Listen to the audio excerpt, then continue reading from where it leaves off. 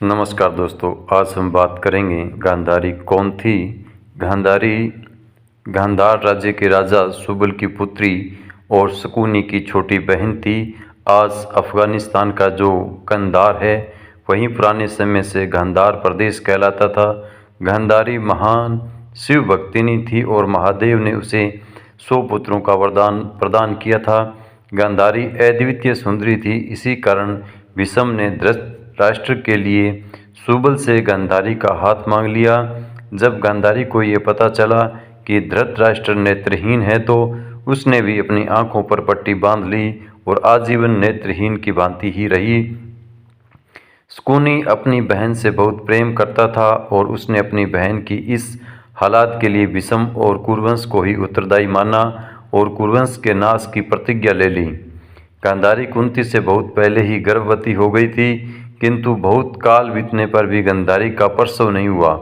उधर कुंती ने मंत्र बल से युधिष्ठिर को प्राप्त कर लिया। इससे गांधारी इतनी क्रोधित हुई कि उसने अपने गर्भ पर ही प्रहार किया, जिससे उसने एक मास के लोथड़े का प्रसव किया। जब महर्षि वेदव्यास ने ये सुना तो उन्होंने उस मांस पिंड के 101 टुकड़े करवाकर 101 घी के घड़ों में रखवा दिए। समय आने पर उन घड़ों से 100 कौरव और दुशाला का जन्म हुआ। उनमें से दुर्योधन सबसे बड़े थे। गांधारी का जीवन एक सच्चरित्र क्षत्रिय का है। वो पतिव्रता थी, किंतु उसने सदैव धृतराष्ट्र और अपने पुत्रों को अन्याय करने से रोका। उसने कुंती के पुत्रों को अपनी संतान के समान ही प्रेम किया। वो एक विदुषी क्षत्रिय थी और राज्य चलाने में भी धृतराष्ट्र का सहयोग किया करती। उसने सदैव धृतराष्ट्र और दुर्योधन को धर्म के मार्ग पर चलने को प्रेरित किया, किंतु ऐसा हो नहीं पाया। गांधारी महाभारत के युद्ध से बहुत क्षुब्ध थी।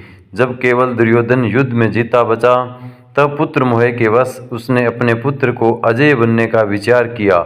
उसने दुर्योधन को नग्न अपने समक्ष बुलाया, किंतु श्री कृष्ण ने अपनी चतुरता से उसे केले के पत्तों का छाल पहना दिया।